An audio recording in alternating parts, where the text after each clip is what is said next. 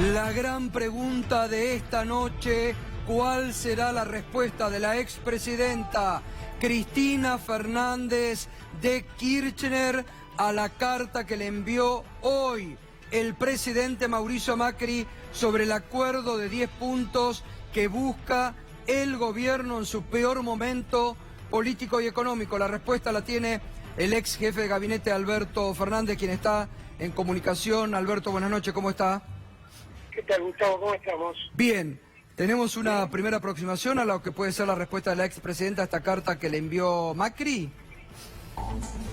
A ver, me parece que lo primero que tenemos que plantearnos es qué es lo que recibió Cristina. Cristina recibió una carta donde se le plantean con una serie de argumentos, en verdad, bastante obvios, como es el argumento de la estabilidad en el momento de un cambio de gobierno, y después se le hace saber 10 puntos que dicen ahora no es un número cerrado, sino que son como disparadores para empezar a discutir, y se plantean los famosos 10 puntos. Sobre los 10 puntos nosotros ya hemos dicho lo que creemos. Son 10 puntos, muchos de ellos inaceptables.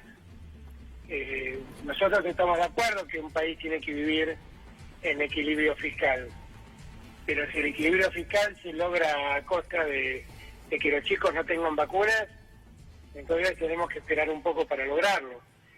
Y el equilibrio fiscal también supone que un país no tenga el déficit financiero que tiene la Argentina, que hace que el déficit fiscal en términos reales sea de 5 puntos del PBI prácticamente. Me parece que hay otras cosas que llaman la atención. Por ejemplo, cuando se habla de la necesidad de hacer un sistema previsional sustentable, no sabemos qué quiere decir eso. Claro. O cuando se habla del tema laboral, ¿no? Del tema laboral. Modernizar las relaciones laborales. ¿Qué significa eso? Es un nuevo modelo de dar libertad a los empresarios, de flexibilización. Digo, hay cosas que se dicen que no entendemos, lo que entendemos no nos gusta, lo que suponemos nos gusta menos, y que creemos que el gobierno ha tirado irresponsablemente a la mesa, tratando de buscar aire en un momento en que está muy agobiado el gobierno, no cabe ninguna duda. Hay cosas que también dice el gobierno sobre las que no entendemos dónde está la discusión. Por ejemplo, cuando se dice cumplir con nuestros compromisos externos, ¿quién ha planteado en la Argentina el default? ¿Por qué hay que plantear ese tema? Claro. Y nadie ha hablado de no pagar las deudas. No, pero además hay otro punto que yo marcaba al inicio de este programa. El gobierno, cuando fue al Fondo Monetario Internacional, no convocó a la oposición para decirle, ¿qué hacemos? ¿Vamos al fondo o hacemos un programa nacional? Bueno, se cortó claro, solo. Porque la realidad es que este es el caso de un piromaníaco que ahora llama a los bomberos. La verdad, el gobierno generó este incendio y ahora dice vengan a apagarlo. Y vengan a apagarlo conmigo. No, ocupate vos de apagar el incendio que vos provocaste. Y si querés apagarlo, discutamos de verdad cómo apagarlo. Pero la verdad es que esto de apagarlo tirando más nafta al fuego es imposible, porque el gobierno finalmente lo que quiere es corresponsabilizar a toda la oposición en sus políticas de gobierno. Claro. Ese decálogo que ha planteado no es otra cosa que avalar lo que el gobierno ha hecho y pretende seguir haciendo. Y si sigue haciendo esto, va a generar los mismos resultados que ha alcanzado, que lo han deteriorado, que han generado este clima social tan depresivo que vivimos los argentinos, y que finalmente lo obliga al gobierno a pedir auxilio porque solo no puede. Es decir, Alberto, en estos términos, la expresidenta no está de acuerdo con estos 10 puntos y no firmaría ningún acuerdo. Pero si con estos 10 puntos yo no encontré a nadie que me diga que está de acuerdo con los 10 puntos. Lo escucho a Massa, despotrica contra los 10 puntos. Lo escucho a Labaña, despotrica contra los 10 puntos. Lo escucho a Dualde hoy, despotrica contra los 10 puntos. ¿Quién está de acuerdo con los 10 puntos? La convocatoria, ¿hay una convocatoria? ¿Hay alguna reunión? ¿Hay algo o es todo en el aire? En la carta que se recibió no hay nada de eso. Claro. Hay al final una mención de que esta carta pretende ser el comienzo de una conversación abierta, que no sabemos qué quiere decir eso, no sé qué es eso. Pero la verdad también, seamos francos, todo esto empezó con un sentido electoralista que consistía, como dijo Massa el fin de semana, en dividir a la oposición, en decir quiénes son los buenos y quiénes son los malos en la oposición, tratar de abrazar a los que ellos consideran buenos y a partir de eso generarle un daño a Cristina. Resultó ser que nadie de los que ellos abrazaron querían sentirse abrazados y pidieron que convoquen a todos a la discusión. Entonces, frente a eso, ahora han hecho algo insólito, que ha convocado a todos. Convocan a Cristina, convocan a Scioli, convocan a los sindicatos, convocan a las iglesias, ahora convocaron a todos. Claro. No se entiende bien qué es lo que están haciendo. Definitivamente no se entiende, y no es ni mala voluntad, ni... Es realmente la gestualidad del gobierno, es la gestualidad propia de un gobierno que se ha quedado a la deriva y no sabe para dónde salir. Está bien. Bueno, Alberto, gracias por este anticipo, ¿eh? Buenas noches. Un abrazo grande. Bueno, la primera reacción desde el entorno de la expresidenta Cristina Fernández de Kirchner. Algunas fuentes nos lo habían adelantado esto, que ahora ya es mucho más contundente desde boca de Alberto Fernández, y habrá que esperar entonces las próximas horas para ver si hay algo en su cuenta de Facebook, como habitualmente se comunica la expresidenta, o por las redes sociales en una respuesta directa ya a esta carta de 10 puntos que vía Macri, pero que reiteramos, llama la atención, que no tiene ninguna convocatoria formal. No es que dice, la invitamos a usted a que venga tal día, vamos a tener una reunión en la Casa Rosada, que es el ámbito además, y vamos a discutir, la voy a escuchar sobre su parecer. Nada de eso. Lo venimos diciendo desde el viernes, más una jugada electoral del gobierno en su peor momento político y económico, también para tratar de tapar la realidad. Porque van a estar ahora 10 días, después se va a diluir, pero además yo quiero recordarles, porque esto fue un hallazgo de la producción hoy, y hay que recordar estas cosas. En el año 2016, el gobierno hizo lo mismo. El gobierno hizo lo mismo. 2016 cuando tenía más poder, que hubiera podido, si tenía intenciones de hacer un acuerdo nacional. Fíjese, Diario La Nación, 28 de agosto de 2016, Macri impulsa un acuerdo con la oposición, la CGT y los empresarios. La convocatoria sería esta semana, busca lograr consensos para definir los planes en tarifas, energía, producción, educación y narcotráfico. Es un giro después del fallo judicial que suspendió la suba del gas. Después no habló más. Llevó adelante el peor tarifazo impagable de la historia de la Argentina. Avanzó contra las empresas. Ahora tengo un representante, vamos a debatir, de las pymes. Las pymes se reunieron en el Congreso, presentaron un plan. El gobierno les hizo pito catalán, porque no aceptó nada. Hicieron un acuerdo para evitar despidos. Como lo firmaron, al otro día lo tiraron al papel de los cestos. Nada de lo que ha prometido este gobierno ha podido cumplir. Es un gobierno al que no se le cree porque ha mentido mucho. Duele decirlo, pero ha mentido mucho. Desde la campaña para acá, y ha escuchado muy poco y ninguneó permanentemente a la oposición. Ninguneó permanentemente a la oposición. A todos, ¿eh? Porque el presidente llamó el domingo a Massa, después de haberle dicho a través de sus medios amigos ventajita y burlarse de él. El presidente llamó el domingo a Daniel Scioli. Después, cuando Scioli le dijo que no iba a acompañarlo a Davos, lo empezaron a perseguir judicialmente. Eso es lo que ha hecho este gobierno. Ni hablemos de lo que han hecho con la expresidenta. Bueno, fíjese una muy buena nota que el diario La Nación trae hoy, que muestra la durísima realidad por la que pasan empresas multinacionales y nacionales de la Argentina. Mire, el diario La Nación, hoy, Grupo Arcor, dice el diario La Nación, cerró una planta en Mendoza de la Campañola. La empresa registró pérdidas por 1.010 millones durante 2018. El grupo Arcor. Loma Negra, la planta en Berker, Buenos Aires, reducirá la actividad a un solo turno desde el 13 de mayo. Hay 350 familias en riesgo de perder el empleo. Banco Santander. Mire, esto es Banco Santander. Fernando, el Banco Santander a nivel mundial, ¿cómo está ubicado? Mira, es uno de los grandes, por lo menos en Europa debe estar entre los 10 bancos más grandes y en América, sin contar Estados Unidos también. Hace un par de años entró al mercado de Estados Unidos, pero es claramente uno de los grandes jugadores mundiales. Banco Santander reportó a su casa matriz que sus ganancias en la Argentina entre enero y marzo cayeron, un 84% respecto a igual periodo del 2018. 84% entre enero y marzo de este año. 84% Banco Santander. Volkswagen registró una dramática caída en las ventas del 41,2%. Dramática dice Volkswagen, no nosotros ni el diario La Nación, ¿eh?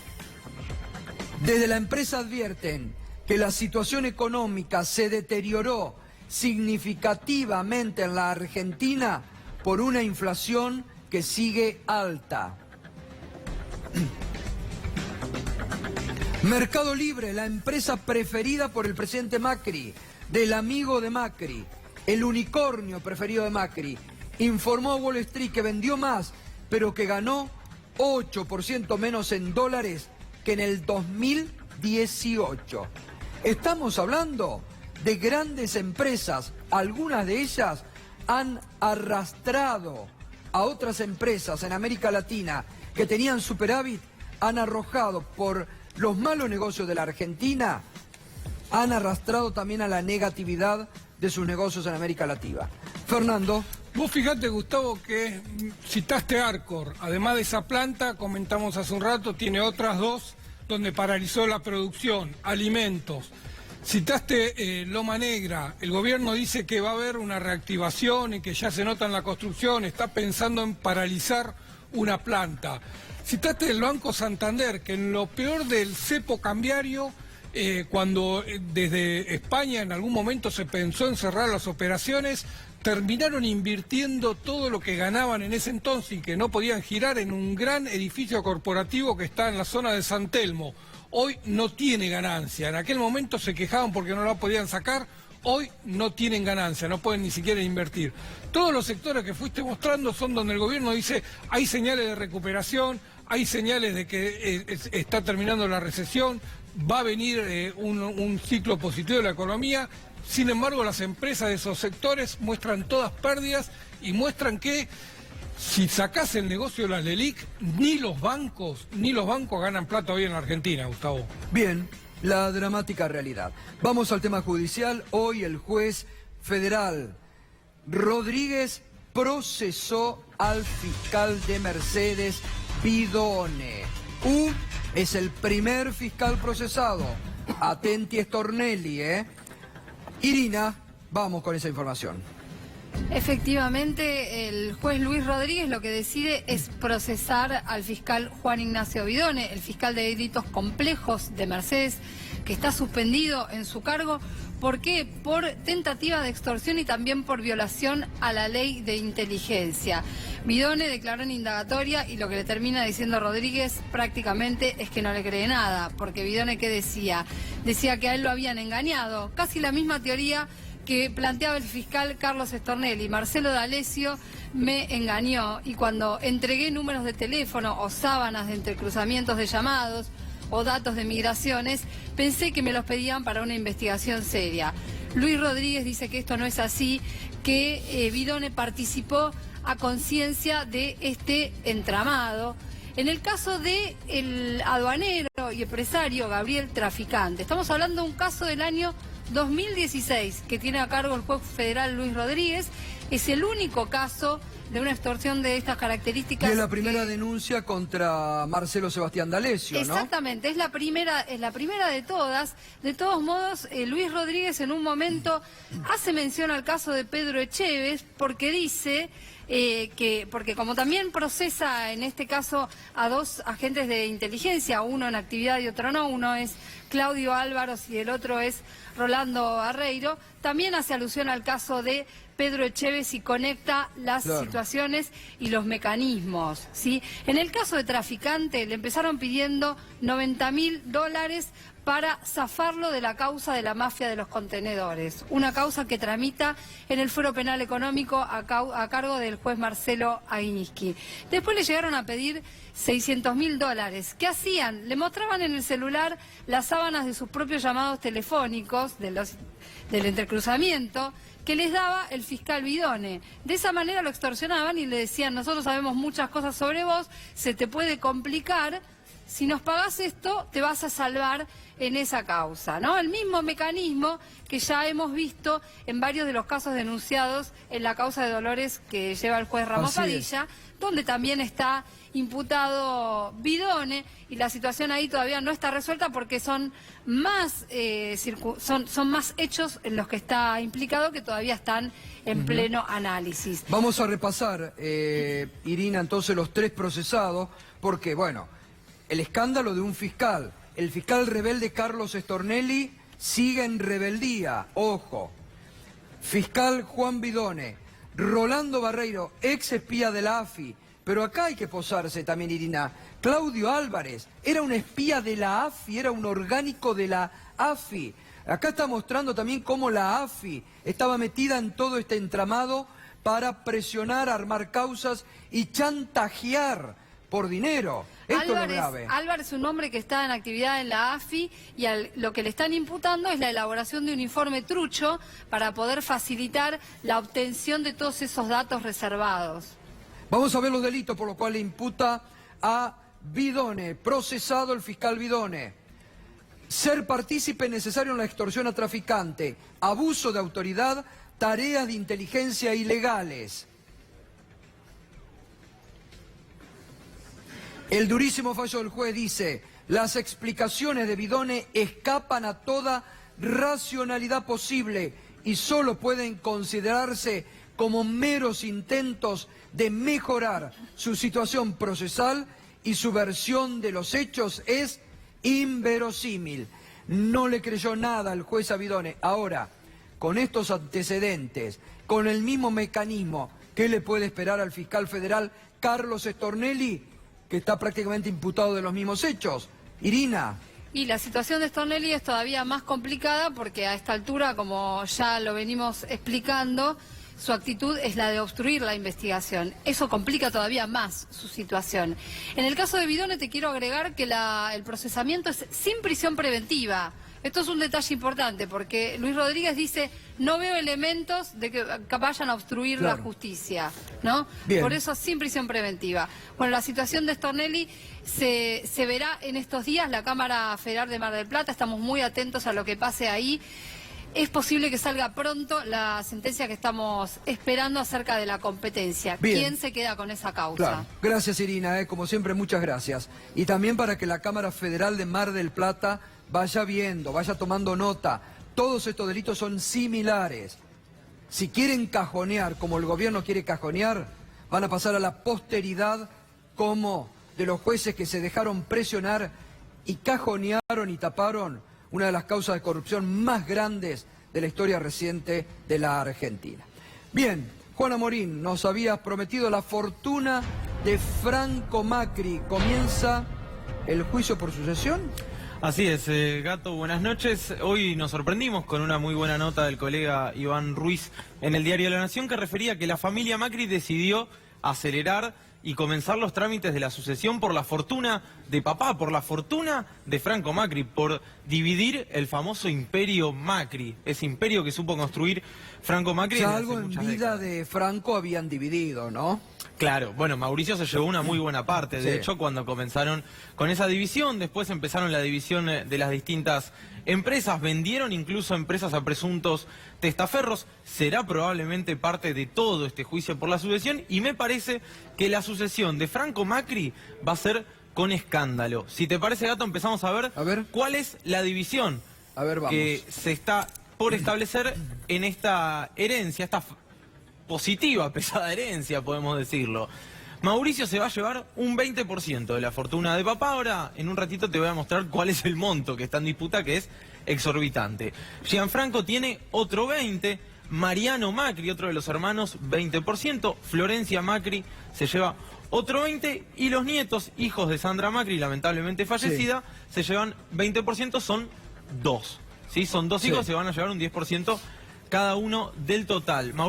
Franco Macri lo estableció en un testamento que firmó hace 3 años. Esto no se conocía hasta el día de hoy. Pero ¿por qué empiezan a acelerar los trámites de la sucesión? Nos preguntábamos. Bueno, porque Franco Macri, el Correo Argentino, la familia Macri, tiene la posibilidad de ser inhibida, de que todos estos bienes de la sucesión resulten inhibidos. De hecho, tienen una denuncia en su contra. Si te parece, empezamos a repasar cuáles son las causas que complican justamente esta sucesión, que esta sucesión se dé naturalmente. Si llevara el apellido Kirchner ya sabemos qué hubiera pasado, pero si te parece repasamos las causas judiciales que apremian a los Macri, que los obligan a acelerar los trámites de la sucesión.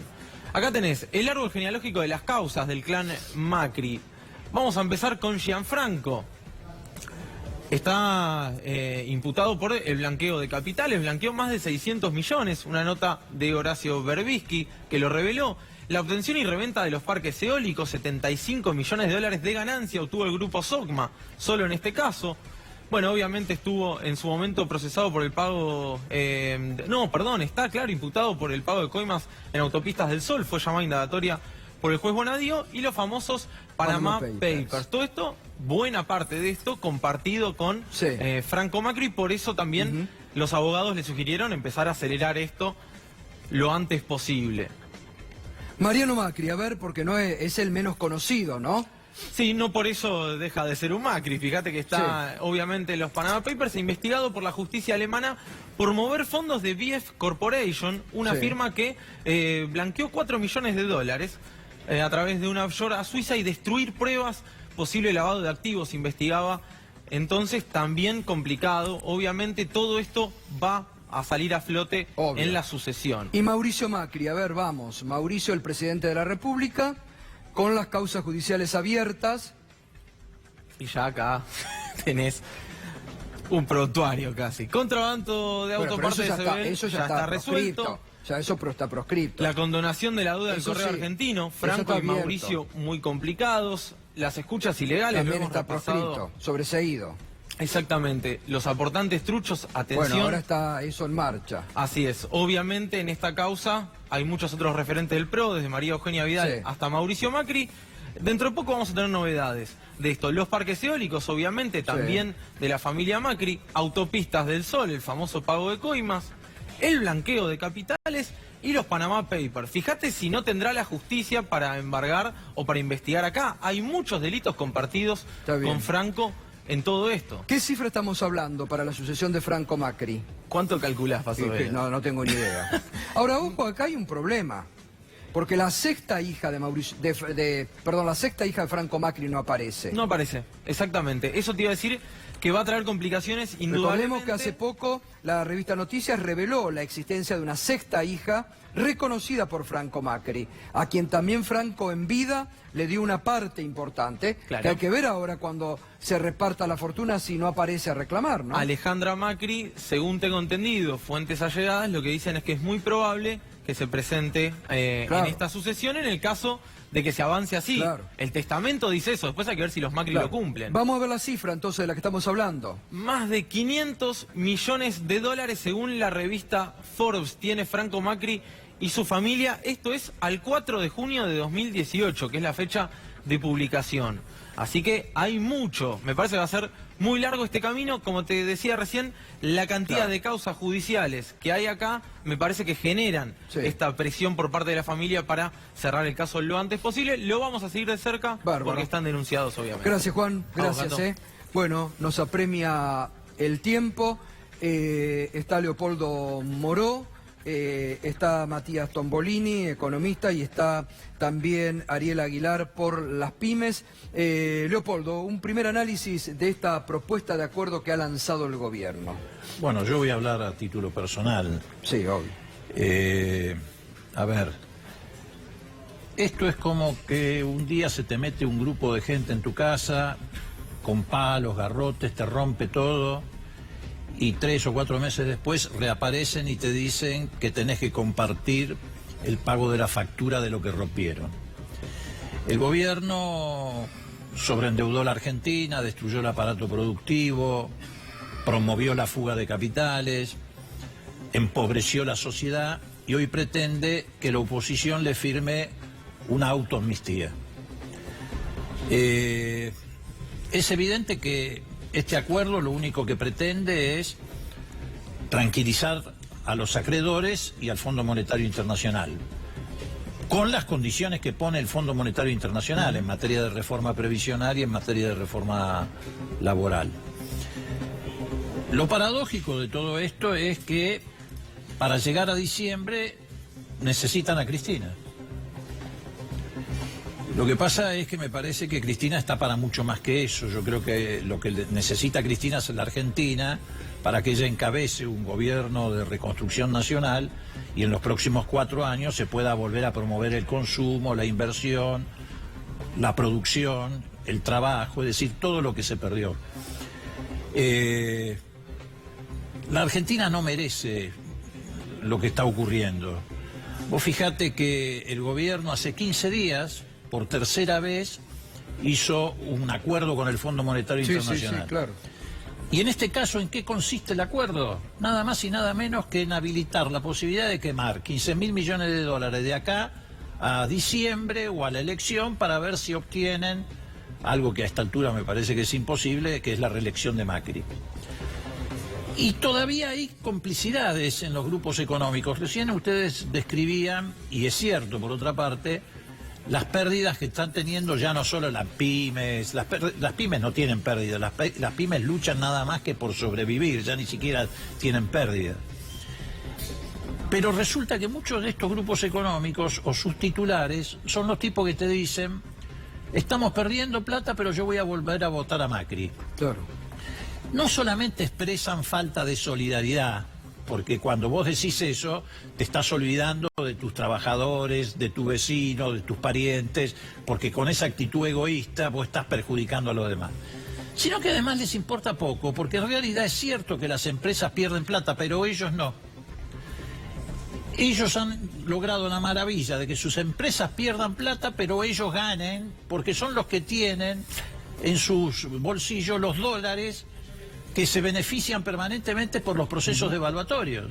El titular, por ejemplo, del Santander es un fanático neoliberal, pero además es un fanático de Macri. El banco le da muy malos resultados, pero ¿a qué le importa? Debe tener 100, 200 millones de dólares que hace un año valían 20 pesos y hoy valen 45 pesos. Ahora, Leopoldo, más allá de esto, en términos, digamos, políticos, el gobierno, de la forma en que convoca, primero que whatsappeó, ahora hoy a través de una carta, pero no hace una convocatoria, es decir, nos vamos a juntar a tal día, hasta determinada hora, vamos a debatir. Digo, ¿encaró bien o ves que es algo para salir porque está en su peor momento político y económico y trata de salir de este duro momento? No, es patético. No hay cómo calificarlo si no es de esa manera, es patético. El gobierno, todo lo que hace es patético. Mira, yo voy a decir algo que por ahí televisivamente no suena bien. Alfonsín, a quien vos conociste bastante bien, siempre decía que cuando agarrás el tobogán terminás inexorablemente de culo en la arena. Y este es un gobierno que ya ha entrado en el ridículo. Por ejemplo, el otro día, cuando se hace la manifestación en defensa del doctor Ramos Padilla, ¿qué se le ocurre? Apagar la luz de Plaza Lavalle. Con lo cual multiplicó la existencia de eso. Bueno, ahora se le ocurrió ver cómo pueden salir de esta situación que ellos mismos provocaron y empiezan a pegar manotazos de abogados, te mandan un WhatsApp, mandan una carta a la expresidenta que en realidad no es ninguna invitación. La invitan a reflexionar sobre los 10 puntos. Claro, por eso digo, no hay una, no hay una convocatoria formal. La expresidenta reflexiona todo el tiempo sobre los problemas de la Argentina. No hace falta que Macri la invite a reflexionar. Entonces, digo, por eso te digo, es algo que la Argentina no merece, es patético, hay que trabajar en serio, hay que dialogar, pero en la sociedad, ver cómo armamos un frente patriótico y rápidamente nos ponemos a la tarea de reparar el daño que Macri produjo. Matías Tombolini, Massa ya también ha rechazado, conocemos lo que ha dicho, y económicamente hay algún punto interesante, porque dijo Roberto Labaña, no se menciona la palabra crecimiento. Lo que pasa es que es un acuerdo que está pensado para dar certidumbres que la Argentina no puede dar y empieza por intentar comunicarle a los acreedores de la Argentina que se queden tranquilos, que la voluntad de pagar está. Bueno, Alberto Fernández, yo no comparto el espacio, pero la verdad que dijo una cosa bastante cierta. Dijo, ¿quién dijo que los que no son el gobierno van a defaultear?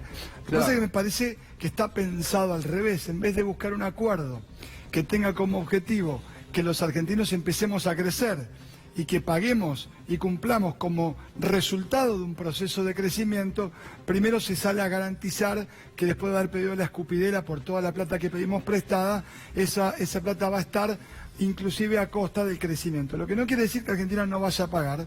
Yo creo, Gato, que es un acuerdo que además es bastante naif, no es un acuerdo que se ha construido con la vocación que no fuera la vocación de atender al focus group. Cuando mirás un poco la dinámica, parece que si aparece el acuerdo no importa el contenido. De aquellos mismos que ningunearon la política. Pero es que justamente, es decir, la manera en la que se convoca es no entender que la política supone administrar intereses contrapuestos. No es una banda de pibes que se juntan a jugar al truco en su casa un sábado a la noche con cerveza artesanal, sino que es un conjunto de dirigentes que, por cierto, bueno, Leopoldo podrá decir que también está funcionando el espacio en donde se supone que se deben lograr los consensos institucionales, el Parlamento Nacional. ¿Cuántas veces lo abrieron en los últimos 2 años? Pero yo digo, a ver, están justamente, vos decís no comparten, pero ustedes del Frente Renovador, ustedes desde Unidad Ciudadana Frente Patriótico, ¿cuántas veces presentaron, se reunieron,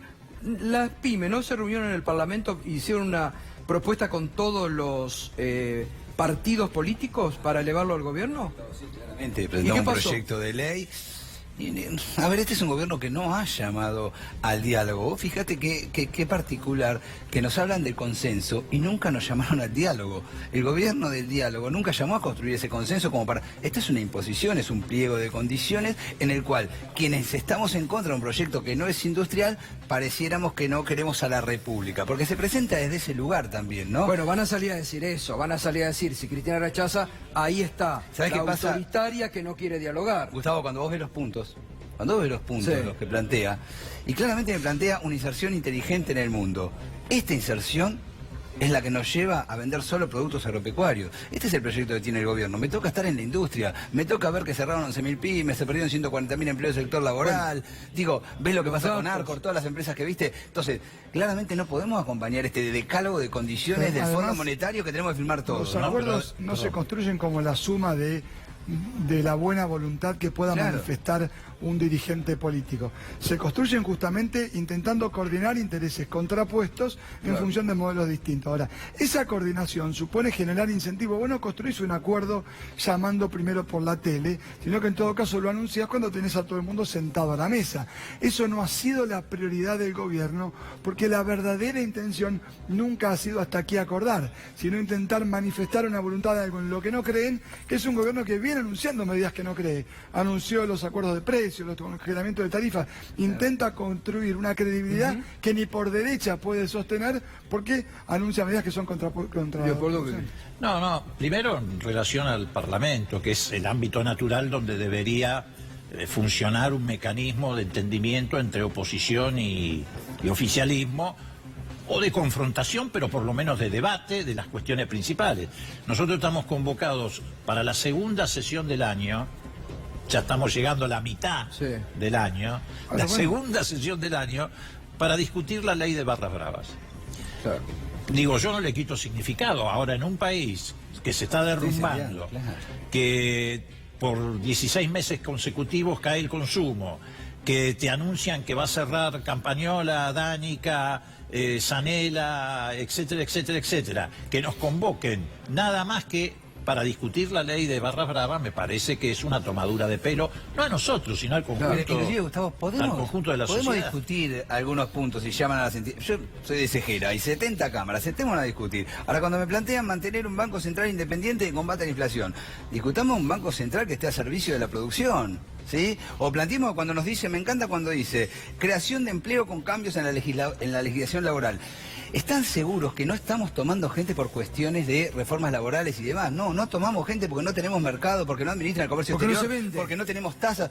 De esto estamos hablando. Claro. Entonces, o que el gran problema es la reforma tributaria. Claro que hay que discutirla. Discutamos la reforma tributaria. Pero ¿qué hablamos del consumo, de las importaciones, de las tarifas, de la tasa? Eso no habla nada de esto. Ariel, ¿alguno de los 10 puntos refleja la problemática de las pymes que día a día cierran sus puertas? No, claramente podemos discutir, si querés, la parte tributaria que hace mucho venimos discutiendo. Nosotros planteamos una reestructuración tributaria, pero como se plantea acá es una rebaja de impuestos y nuestras fábricas están en los barrios. Los barrios tienen escuelas y tienen hospitales, no es una rebaja de impuestos. Es una reestructuración tributaria que sí planteamos hace mucho. Pero después, de verdad, bien dijo, no habla de crecimiento, no habla de consumo, no habla de tasa, generalidades, el cumplimiento de las obligaciones con los acreedores. Es bien lo que decías vos, ¿no? No es que no se va a pagar.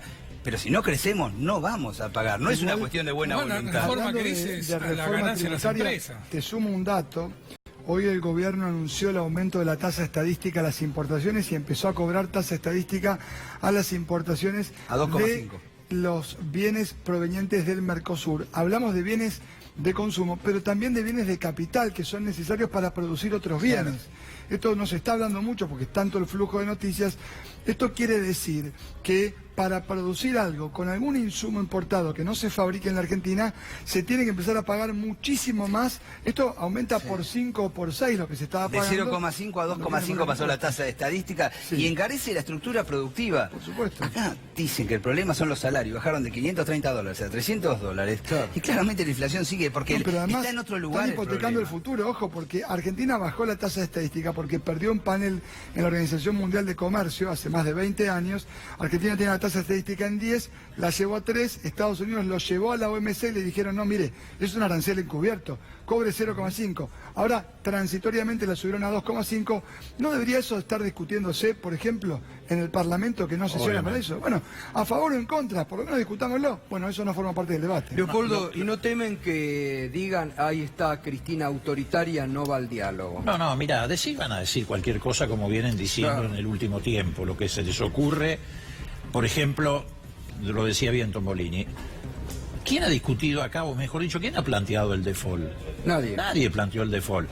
El gobierno sí cayó en default en enero del 2018 y por eso tuvo que acudir al Fondo Monetario Internacional, tema que tampoco pasó por el Parlamento ni se debatió en el Parlamento.